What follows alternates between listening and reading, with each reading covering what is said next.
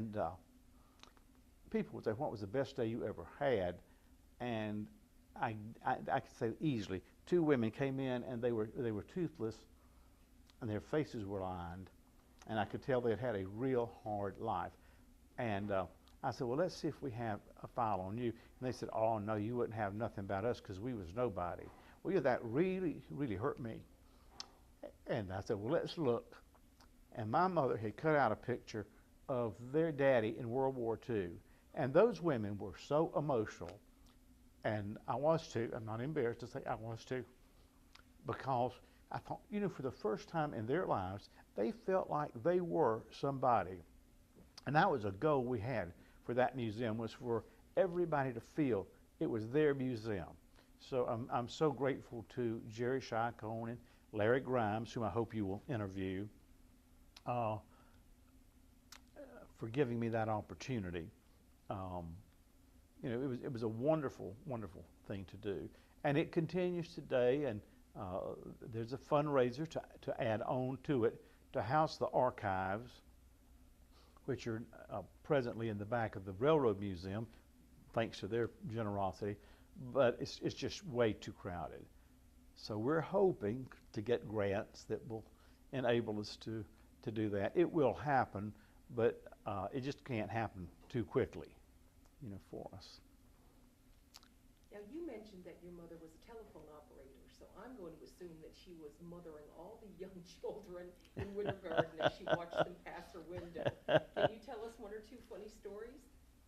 Well, of course, she started in the number please time. I can remember going up to the telephone office, and sometimes they would let us kids help. Like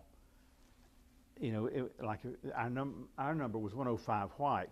So if the light came on the board, they would plug a cord into that. That would get I guess that would get the 105. And then if we were calling 129 blue, she'd put a cord into 129 and pull back a little blue lever. And I don't remember how. I guess when 105 came on, I don't know how she did the white part. But anyway, it was a lot of and a lot of funny things happened, of course, at the telephone company. I had lived at home, and finally, after I came back here to teach and got an apartment, and one of the girls I taught called from Alabama to talk, and she asked the information operator what my number was, and the information operator knew immediately my parents' number, and my friend said, "Oh no," said, "that's his mother and daddy's." And she says, "Well, honey, he lives at home." And my friend said, "Oh no, he has an apartment." And the operator said, "Lord of mercy, you don't mean it." So it was Mayberry. It really was. And of course, see, when Disney came, Winter Garden was the toll center for Walt Disney World. So all calls went through Winter Garden. And to keep it a secret, as I think I'm telling this correctly, all Disney calls would go from here to New York. And then in New York, they would transfer them to California. So nobody would connect what was happening with California. They connected only with New York.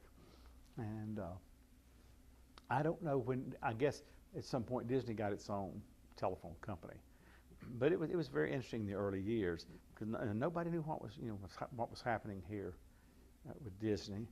And land sold and resold so quickly, almost like during the Florida boom, when the land in the 20s sold so fast, they could not transfer the deed quickly enough before it sold again. And there were all these subdivisions and country clubs that never existed. They existed only on paper. It's a wonderful old magazine called Sunnyland, quite thick, published during the 20s, advertising Florida. And of course, we all know that, Bithlo is still very rural and very country. And in that magazine, it showed a country club that looked like something out of Arabian Nights at Bithlo. So see, people bought land, and there was no country club there. I mean, some of the places, of course, did exist, but others were just projected. I remember as a child not understanding why there was a country club out at Avalon, and why. But it was defunct by that time. But I thought, why do they have curbs out here in the country, and we don't even have curbing in Winter Garden? Well, that was to have been a very upscale club, and I don't know how long it existed. Then in Oakland, there was a country club built by the Mather Smith family from Oakland. She was just a real anti-Maine, just fabulous, over the top. I remember as a child being in awe of her uniform chauffeur and limousine, and people didn't know what to make of her here. She was very philanthropic, but she didn't want anyone to know that. And she actually had sung opera as an amateur, but people here thought she had been a chorus girl. And her daughter said, well, she never corrected that. I mean, that was far more exciting than being a young opera singer. And many stories are told about Ms. Mather Smith. One of the most famous is she was driving through Ocoee on her way to Orlando to get some last-minute party preparations, and she was speeding, and the constable stopped her and fined her $10, which was an awful lot of money in the 20s. And they said she flipped him a 20, flashed him a smile, and gave him a wink and said, keep the change, Buster, because I'll be back in a few minutes flying like a bat out of hell. And her daughter said it's been cleaned up over the years, but she said verbatim, that's exactly what her mother said. And then her husband died, and a very, very costly, beautiful mausoleum, which was to have held 12 bodies, was built over a period of time. So his body was kept at Carahan Funeral Home in Orlando in a glass-top coffin. And a friend of my mother went shopping with her. Of course, Orlando then was just really Orange Avenue. That was it, about 6 blocks. And so Grace Mather Smith said to our friend, well, let's go down to Carahan and see Matt. And our friend said, oh, no, I don't want to. But she would get hold of your sleeve, and she wouldn't let go. I mean, you might as well just go. And so they went in, and there he lay. And so she said to our friend, well, what do you think? And our friend said, well, Gracie looks kind of poor, doesn't he? Meaning thin. She said, hell, you'd look poor, too, if you hadn't eaten for 6 months. Come on, let's go have some lunch. So she was over the top. Her elder daughter, there were two. There were 2 daughters and a son, married a man named Etienne de Bujac, and theirs was the first wedding at the Cathedral of St. Luke in Orlando. And they said there was not a funeral home within miles that had a limousine left. She rented them all for this enormous wedding party. And they married, moved to Chicago, where her father had a paper company, and he got interested in amateur theatrics. And a theatrical company came through. I can't remember the name of the actress. I think she was a Hollywood actress. But anyway, he followed the troupe to California, leaving his wife expecting a child. So they never talked much about him. But the daughter graduated from Lakeview High School, Jan Ann Turner, I believe was her name. She changed her name to her stepfather's. And she didn't see her father until she was 18.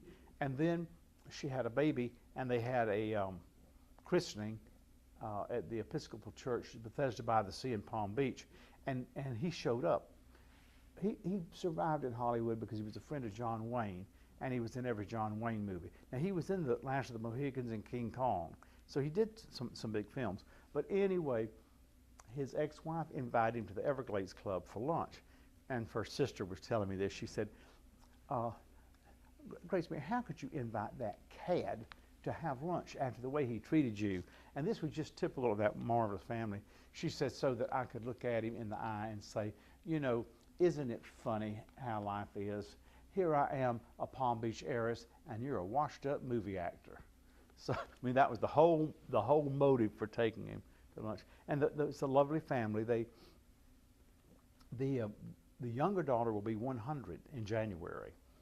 Yeah, she lives down on the west coast of Florida. Really, a book should be done about them. And people, very interesting people came to her home. Marjorie Keenan Rawlings, a lot of very talented and interesting people. And they just didn't know what to make of her in Oakland. They didn't know what to make of her really in Winter Garden either. But I was fascinated by her. as a child, because I thought that was about the only glamour we had here was Miss Grace. And she came back one day from Orlando from lunch, and she had the chauffeur stop at the dry cleaners, and she'd spilled something on her dress, and she said, well, she'd send him back with it. Now this was in the probably early 40s. And she said, well, that would be a waste of gasoline. She said, here. So she just took her dress off in the dry cleaners and handed it to him. Well, now, of course, I mean, she had on all the underpinnings that far more than people wear today. But the poor fellow at the dry cleaners was just so shocked. He said he thought he was going to keel over. And, of course, story went all over town, before nightfall. So it was a very interesting place in which to grow up. What do you see for the future of Winter Garden? Well, I don't know. People still want to live here. They want to. So many people want to live in the historic district. Not much is available. I think it's going to continue to grow and prosper. Unfortunately, Fowler Grove has not hurt it, and it doesn't hurt Fowler. They complement each other. I mean, you go one for one thing and one or the other one for another. I hope we don't ever lose our post office, because National Trust for Historic Architectural Preservation tells us that if we lose our bank and post office in a town, it can be the beginning of the decline. All